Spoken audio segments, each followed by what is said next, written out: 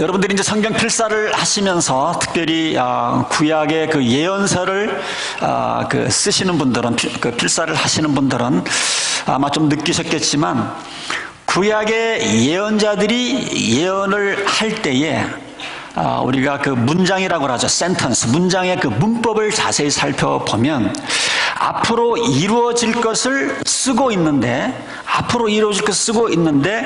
그럼에도 불구하고 예언자들이 그 성경을 쓴 그 문장을 잘 문법적으로 분석을 해보면 현재 완료형의 시제로 이렇게 기록이 되어 있습니다. 지금 이루어지고 있는 것처럼, 아직 이루어지지 않았는데 곧 이루어질 것처럼 이렇게 현재 완료형 시제를 써서 이렇게 기록을 해주고 있는 것을 보게 되어집니다.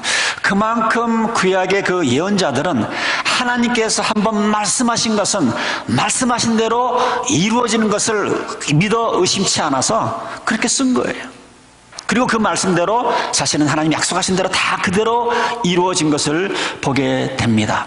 우리가 신앙생활 하면서도 우리가 하나님으로부터 받은 어떤 그런 그 하나님의 약속을 우리가 가지고 있는 한은 여러분 조금도 두려워하거나 염려하거나 걱정할 필요가 전혀 없습니다. 사람이 약속한 것이 아니고 하나님께서 말씀하신 것은 반드시 이루게 되어 있습니다. 오늘 우리가 읽은 본문 말씀도 세상에 어떻게 이런 일들이 일어날 수 있을까? 아무리 하나님께서 약속하셨다고 해도, 아무리 하나님께서 이렇게 말씀을 하셨다고 해도 어떻게 그 약속하신 대로 말씀대로 이루어지는가 하는 그런 내용들을 우리가 먼저 함께 읽었습니다. 자, 사도행전 23장, 우리가 읽은 오늘 본문 말씀이 한 넉 장 앞으로 가면 23장 21절에 이런 말씀이 나옵니다. 그날 밤에 주께서 바울 곁에 서서 말씀하셨다. 용기를 내어라. 네가 예루살렘에서 나를 두고 예언한 것 같이 로마에 가서도 네가 복음을 증거해야 된다고 하는 말씀이 23장에 나옵니다. 그런데 이 23장에 나온 이 약속의 말씀이 24, 25, 26, 27장, 28장에 가서 정말 그 여러 가지 일들을 많이 겪지만 결국은 사도 바울이 로마까지 안전하게 이렇게 그 호송되는 모습을 보게 되어집니다. 사도행전 28장 14절입니다. 누가가 이렇게 기록을 하고 있습니다. 우리는 거기에서 신도들을 만나고 거기에서 초점을 받고, 지금 이탈리아에 도착해서 하는 말입니다. 이래 동안 함께 지냈다. 그런 다음에 그 다음에 보니까 우리는 로마에 갔다. 드디어 로마에 간 거예요. 자, 바울이 감옥에도 갇히고 목숨이 날아갈 만한 이런 위험에도 있었지만 하나님께서 말씀하셨기 때문에 말씀대로 지금 사도 바울이 로마에 도착한 겁니다. 불과 그 5장 사이에 하나님이 말씀하신 대로 그 약속의 말씀을 이루셨습니다. 그러나 중요한 것은 그 말씀이 이루어지기까지, 그 말씀대로 모든 것이 행해질 때까지 사실은 여러 가지 그 힘든 일들이 많이 있었죠. 자, 그래서 오늘은 하나님이 말씀하신 대로 그 모든 것들이 이루어질 때까지 그 과정을 좀 우리가 잘 이해를 하면, 우리가 신앙생활하면서 저나 여러분들이 하나님으로부터 받은 그런 약속의 말씀들이 우리들의 삶 가운데서도 언젠가는 이루어지겠구나 하는 것을 여러분들이 알 수가 있게 될 겁니다. 자, 그래서 첫 번째로 하나님이 말씀하신 대로 이루기까지 우리가 기억해야 될 것은 뭐냐면, 그 과정 속에서 어떤 어려움이 있을 거라고 하는 것들을 미리 여러분들이 예상을 하셔야 됩니다. 약속은 반드시 이루어지지만, 하나님께서 말씀하신 것은 반드시 이루어지지만 그 과정 가운데는 때로는 다 그런 건 아니지만, 그러나 많은 경우에는 어려움이 부딪히게 되는 것을 우리는 미리 예상을 하면 우리가 쉽게 신앙생활을 할 수가 있습니다. 자, 지금 사도 바울은요, 지금 이제 그 가이사랴, 그 로마 황제에게, 로마 시민권이기 때문에 로마 황제에게 상소를 했습니다. 그래서 지금 이제 그 가이사랴에서 로마로 지금 호송이 되어지는 그런 장면들이 이제 27장, 28장에 나오는 겁니다. 자, 시작은 참 너무나 좋아요. 로마의 그 호송을 맡은 백부장이 참 사람도 이렇게 좋은 모습으로 이렇게 성경에 표현을 해주고 있고, 또 로마로 여행하면서 지금 이 그 사도행전을 쓴 누구예요? 그 누가도 같이 동행을 하고 있고, 그 다음에 2절에 보니까 데살로니가 출신인 아리스도라는 사람이 있는데, 이 사람은 성경학자들이 말하기를 10중 8구 바울의 그 어떤 조금 그 하인 자격으로 바울과 동행한 것으로 보입니다. 예, 좀 착한 백부장, 그 다음에 지금 또 동행인 누가가 있었죠. 또 우리 하인까지 동행해서 순조롭게 출발을 합니다. 그 다음에 그 알렉산더에서 배를 타고, 그 다음에 조금만 올라가면 약간 그 시돈이라고 하는 지방이 있습니다. 거기에 지난 다음에, 그 다음에 구브로, 또 다른 말로 키프로스라고 하는 그 지중해에 있는 그 섬을 거쳐서 마침내는 무라라고 하는 곳에 이르렀다. 우리 함께 읽었습니다. 자, 그리고 무라라는 데에서 이제 배를 갈아탑니다. 배를 갈아탑니다. 애굽에서 로마로 가는, 그 당시 그 애굽에서는 애굽은 곡창지대이기 때문에 거기에서 농사 지은 것들을 로마로 이제 호송을 하는데, 거기에 나르는 그 큰 배로 이제 옮겨 타는 모습이 성경에 나와 있죠. 자, 그 다음에는 이제 그레데 섬으로 가서 마침내는 그 항구가 얼마나 아름다운지 아름다울 미자를 써서 미항이라고 하는 곳에 도착을 하게 됩니다. 자, 그런데 여기에 도착한 시점이 사실은 좋지를 않아요. 지중해 연안에서는 특별히 그 9월 달에서 11월까지는 이 북풍이 불기 때문에 배가 항해하지를 않습니다. 그러니까 그 시점에 지금 도착을 했습니다. 근데 로마로 가기 위해서는 북풍이 불면 역방향이기 때문에 로마로 갈 수가 없기 때문에 많은 배들이 이 미항에서 한 3개월 정도 지난 다음에 이제 범선을 타고 로마로 가게 되어지는데, 마침 그때 바람이 북풍이 안 부는 거예요. 그래가지고 한번 가보자. 그래서 이제 배를 이제 움직여서 떠나게 되는데, 가면서 여러분들 잘 아시는 대로 폭풍, 유라굴로라고 하는 폭풍을 만나게 됩니다. 지중해라고 하는 것은 잔잔할 때는 엄청 잔잔한데 갑자기 폭풍이 몰아치는 것은 그때나 지금이나 흔히 있는 일이라고 그럽니다. 자, 그래서 성경에 보니까 이때부터 한 2주 동안 폭풍에 시달리면서 표류를 하게 됩니다. 옛날이나 지금이나 표류를 하게 되면 굉장히 위험하죠.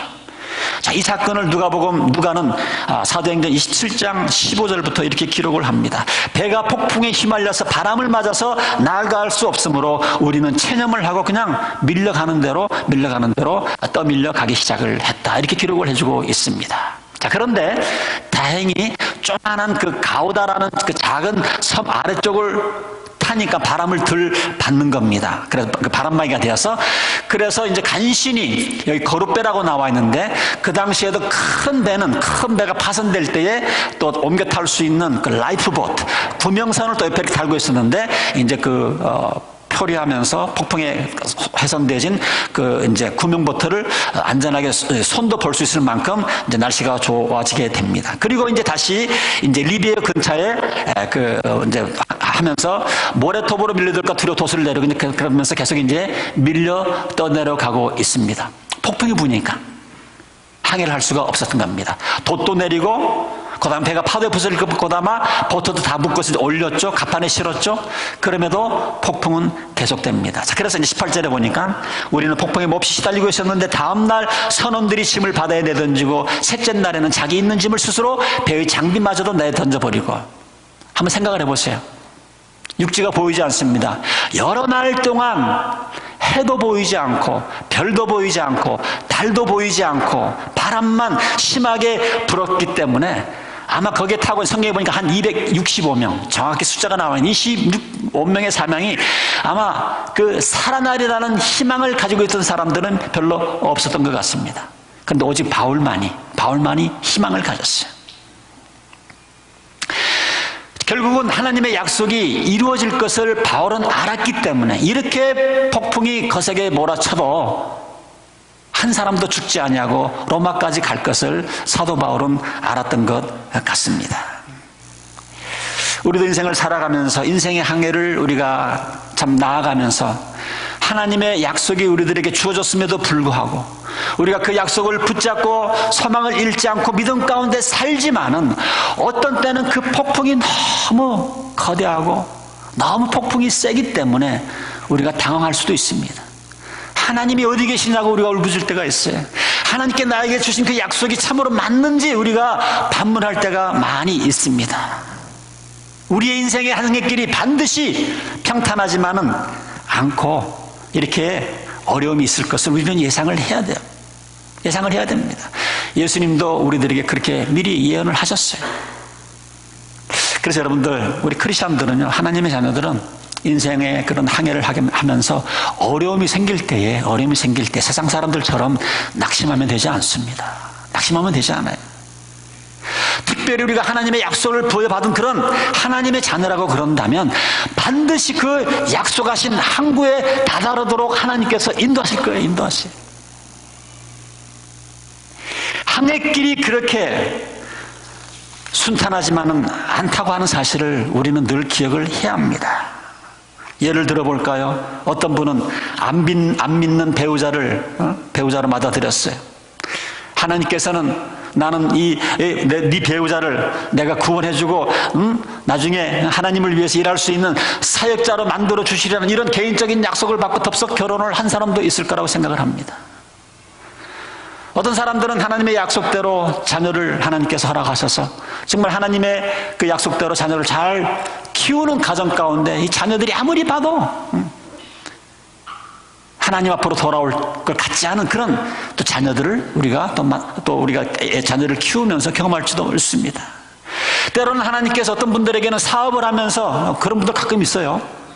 하나님께서 하라고 하셔서 하나님께서 약속하셨기 때문에 그 사업에 뛰어든 사람들이 있습니다. 그런 분들에게는 사업에 관한 어떤 약속을 주셨는지도 모릅니다. 내가 너의 사업을 크게 키워서 그를 통해서 영광받고 너로 인해서 영광받도록 하겠다, 이런 약속의 말씀을 분명히 받았는데 아이고, 이 사업이 커질 기미가 보이지 않습니다. 하루하루 허덕입니다.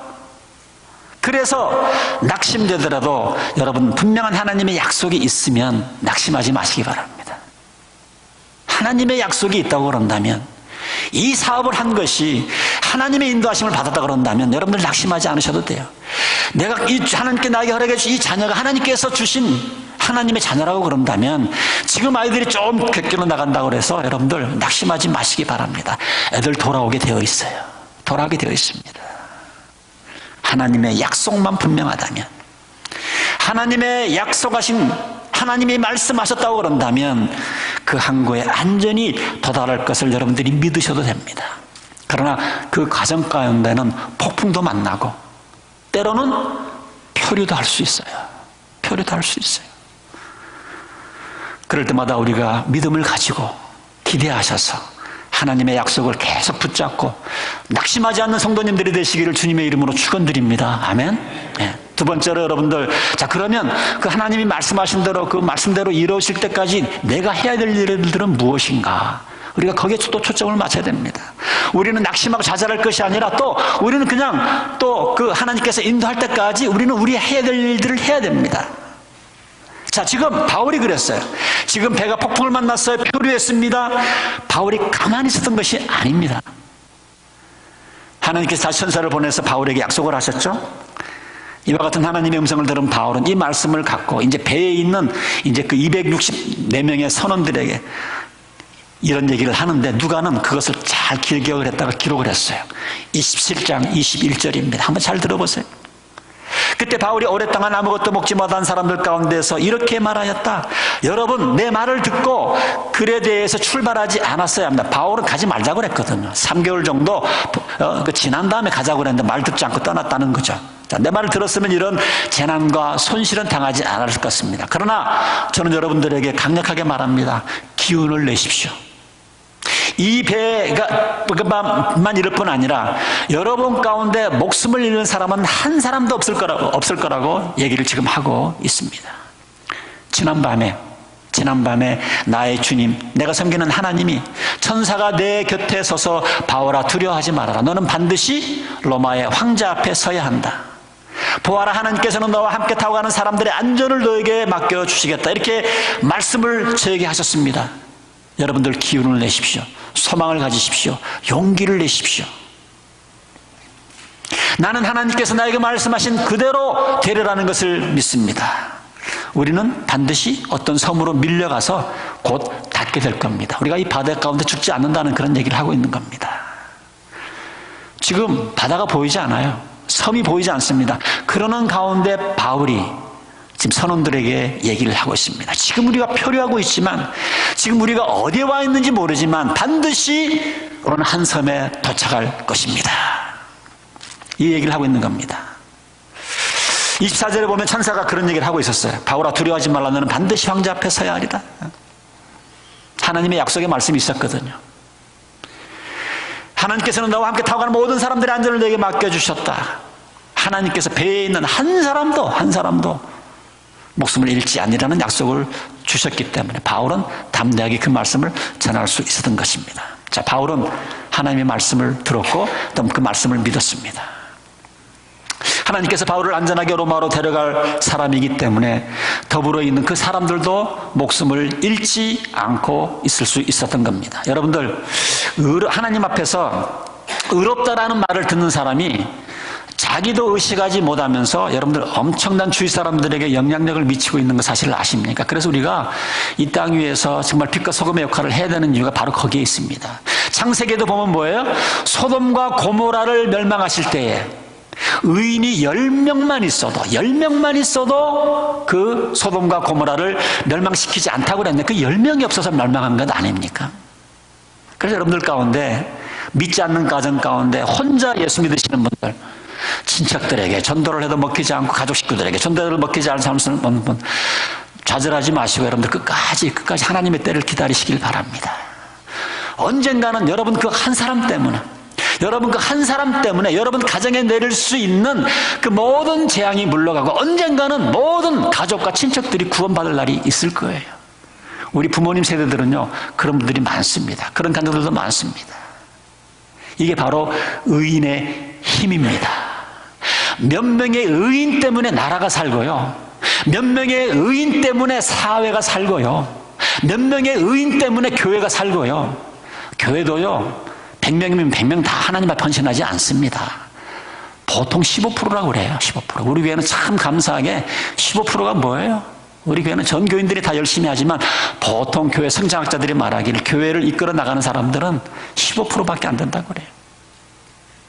어느 사역이든 어느 구역 모임이든 그 가운데 두세 사람만 의인이 있으면, 제대로 하나님을 믿는 사람이 있으면요, 그 모임은, 그 교회는, 그 사역부서는, 그 사회는, 그 나라는 망하지 않습니다. 망하지 않아요. 자, 그래서 하나님께서 이런 약속을 주셨습니다. 그런데도 폭풍은 계속됩니다. 배는 계속 표류를 합니다. 14일이 생겨보면 2주가 지났다고 됐습니다. 그런데 육지가 보입니다. 2주 동안은 아무것도 안 보이는데 보입니다.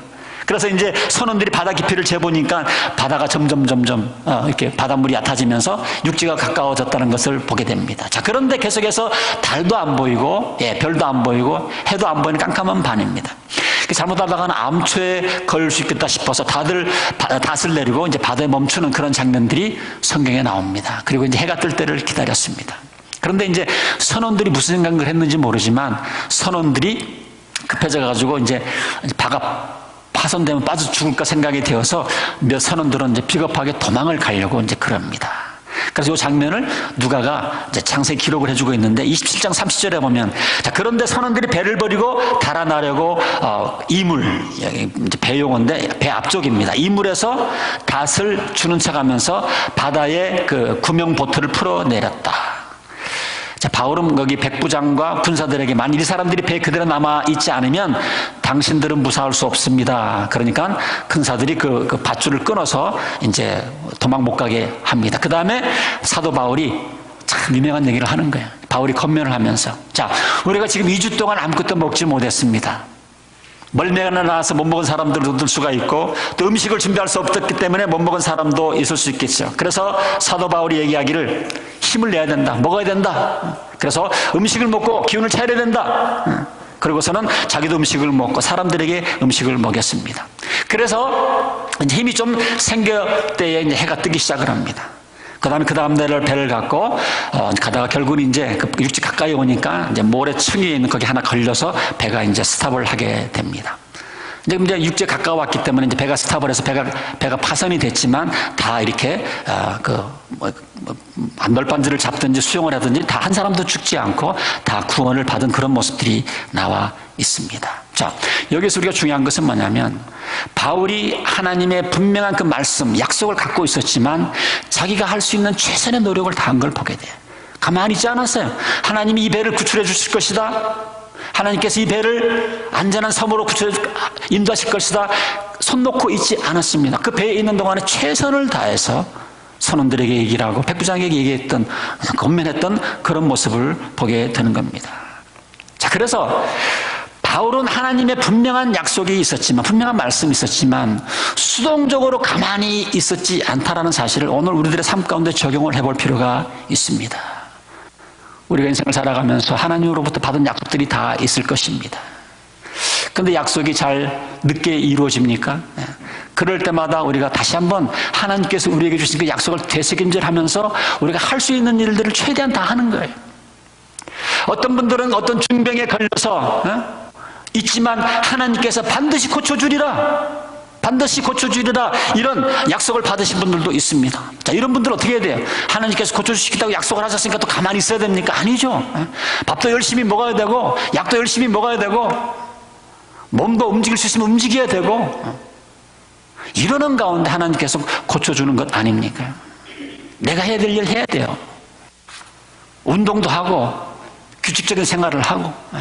저희 아버님이 수술을 하면서 이렇게 병원에도 계시고 요양원에 계시면서 가장 힘든 게 그건 것 같아요. 안 움직이려고 그러셔. 모든 힘이 없으셨어.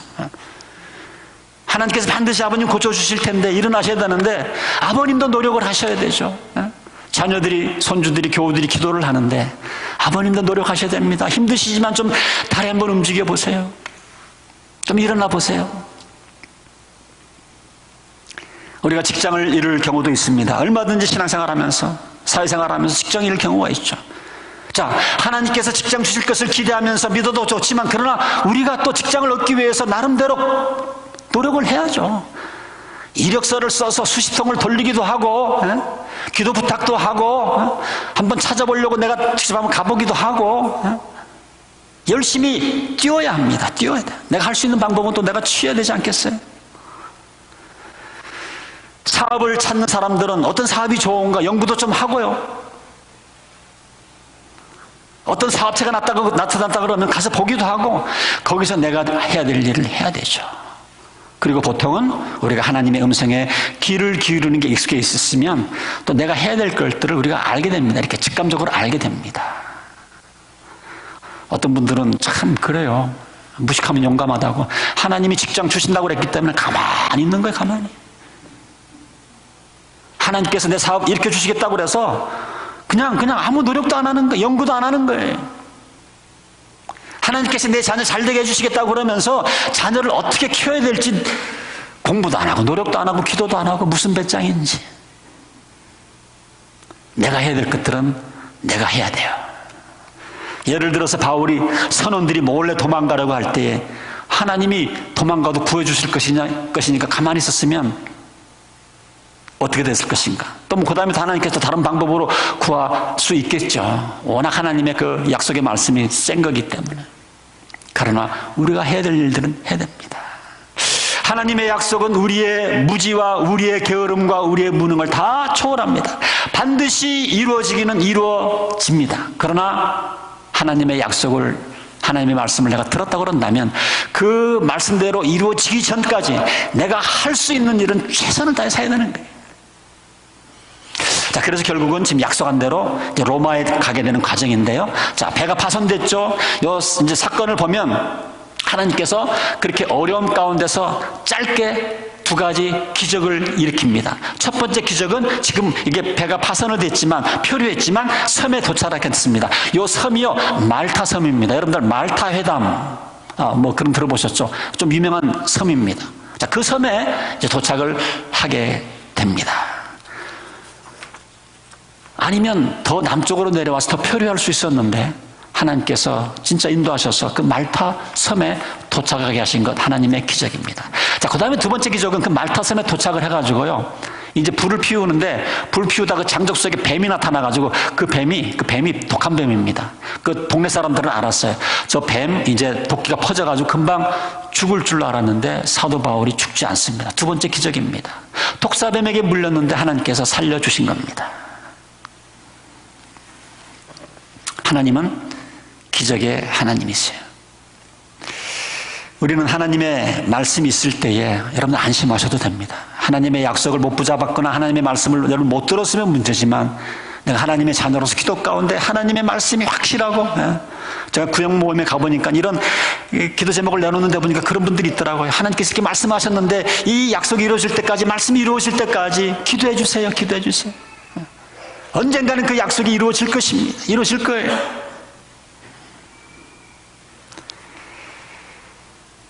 하나님의 약속을 이루기 위해서 이러한 기적이 이루어질 수 있기 때문에 우리는 그런 폭풍 가운데서도 표류하면서도 우리가 안심할 수 있고 감사할 수 있고 찬양할 수 있고 하나님을 예배할 수 있는 이유가 바로 거기에 있습니다. 통계 자료가 없어도 우리는 하나님의 말씀만 있으면, 하나님의 그 약속의 말씀만 있으면 우리는 안심하고 우리는 항해할 수 있습니다. 때로는 인간의 상식적으로 이루어지지 않는 것을 이루시는 기적의 하나님이세요. 지금도 기적은 이루어집니다, 여러분. 지금은. 자, 그럼 우리가 어떻게 이 기적을 체험할 수가 있습니까?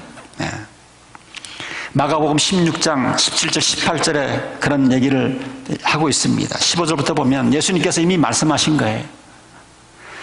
너희는 온 세상에 나가서 만민에게 복음을 전하라, 이런 약속을 하면서 예수를 믿게 되면, 복음을 전하게 되면 뱀굴에 손을 집어넣어도 안 물리고 뭐 이런 내용이 나옵니다. 그래서 여기 중요한 것은 뭐냐면 우리가 먼저 우리의 삶의 그 방향이, 내 삶의 목적이 뚜렷해야 돼요. 이런 약속이 아무에게나 이루어지는 것이 아니고 이 약속을 누구에게 줬어요? 너희는 온 세상에 나가서 만민에게 복음을 전하라. 그러면 이러한 증표가 따를 것이다. 이런 그 기적들은 사실은 미국이나 한국이나 이렇게 문명이 발달한 지역에서는 이런 것이 잘 일어나지 않지만 지금도 여러분 그 정글에서 복음을 전하는 이런 선교사님들의 얘기를 들어보면요, 성경에서 나오는 이런 기적들이 지금도 일어납니다. 지금도 일어나요.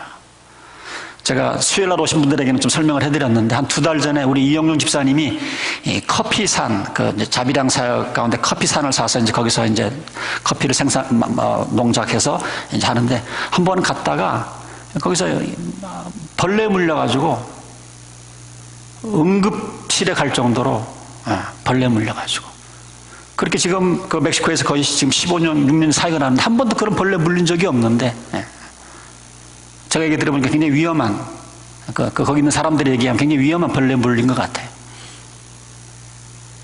그런데 하나님께서 낫게 해주셨어요. 지금도 정글에서 어려운 지역에서 복음을 전하다가 뱀에 물리기도 하고 해충에 물리기도 하고 죽을 지경에 이른다고 할지라도 해를 입지 않았다고 하는 그런 선교 보고들을 우리는 많이 접할 수가 있습니다. 의술의 혜택을 전혀 받지 않는 곳에서 아픈 사람을 만났고 그곳에서 그쪽에 있는 그 어떤 그런 무당들과 대결할 때 믿는 사람들이 예수의 이름으로 기도할 때에 귀신이 나가고 병든 자들이 고침을 받고 이런 사역들은요 지금도 선교 현장에서 일어나고 있는 그런 일들입니다. 자, 이런 일들이 어떻게 해서 일어나고 있습니까? 우리가 땅끝까지 복음을 증거하게 될 때, 우리들의 삶이 선교 현장에 가고 있지 않다 할지라도 우리가 이 땅의 삶을 사는 동안에 내가 하나님의 나라와 영광을 위해서 살아가는 그런 그런 그 삶의 목적이 분명한 사람들에게는 이런 일이 지금도 일어나고 있습니다. 그런데 내가 하고 싶은 거 다 하고 내 계획대로 다 하면서 이런 기적을 기대하는 것은 양심이 없는 거죠. 그러나 내가 무엇을 하든지 복음을 전하는 것에 초점이 맞추어질 때에 우리의 가정도 복음을 전하는 그런 기초 전진기지가 되고 우리 그 부부도 복음을 전하는 그런 서로 사역자고 되고, 이번에도 멕시코 선교를 보니까 세 부부가 가더라고요. 또 언니 오빠 가족들이 가고요. 그렇게 한 번씩 갔다 오면요 이 가정의 그 문화가 바뀝니다. 가정의 문화가 무엇을 하든지 선교를 위해서, 전도를 위해서, 하나님 나라를 위해서 이렇게 바뀌어지게 돼요. 얼마나 감사한 일인지 모릅니다. 이럴 때에 크고 작은 놀라운 기적들이 일어납니다. 여러분, 교회도 마찬가지입니다. 교회도 여러분들이 우리가 하나님의 뜻을 알고 하나님의 소원을 알고 그 소원을 이루려고 노력을 하고 하나님의 뜻을 이루려고 노력을 할 때에 교회가 어떤 어려움이 와도요, 교회는 무너지지 않습니다. 우리가 하나님의 뜻을 향하는 동안, 우리가 하나님의 소원을 이루는 동안에는 그래서 제가 우리 교회가 아무리 어려워도 선교 전도에 계속 그 관심을 갖고 여러분들 푸시하고 기도하게 하고 단기 선교를 내보내는 이유가 아무리 교회가 힘들고 어려워도 교회를 성장시키는 거 이것도 중요하지만 그것보다도 어쨌든 영혼 구원에 우리가 초점을 맞추고 선교와 전도에 초점을 맞출 때에 하나님께서는 이 교회를 계속 축복하실 수밖에 없어요. 말씀을 마치면서 삶의 복음을 전하는데 맞춰진 여러분들의 그런 삶, 거기에 그것을 통해서 주신 그 약속을 여러분들이 붙드시면요, 여러분들이 어떤 어려움이 어떤 역경이 생긴다 할지라도 하나님이 말씀하신 거라면 그 말씀은요 반드시 이루어지게 되어 있습니다. 아까 제가 초대 말씀드린 것처럼 구약의 예언자들은요 미리 일어날 것을 지금 일어난 것처럼 그렇게 기록을 했어요. 여러분들도 지금 그러한 모습으로, 그런 에리투드로, 그런 태도로 삶을 살아가셨으면 좋겠어요. 천지 만물을 말씀으로 주신 하나님께서 언제든지 기적을 일으켜서라도 하나님께서 약속하신 것, 하나님께서 말씀하신 것은 반드시 이루실 것이라고 이런 확신 가운데 여러분들 사셔서 어떠한 환경 속에서 낙심하지 마시고 어떠한 환경 속에서도 소망을 가지시고 믿음으로 딱 버티셔서, 제가 요즘 계속 그런 말 하는데 stand firm, 양쪽 발 딱 버팅기셔서 하나님께서 말씀하신 그 약속을 다 받아내시는 우리 익투스의 모든 성도님들이 되시기를 주님의 이름으로 축원드립니다. 기도하겠습니다.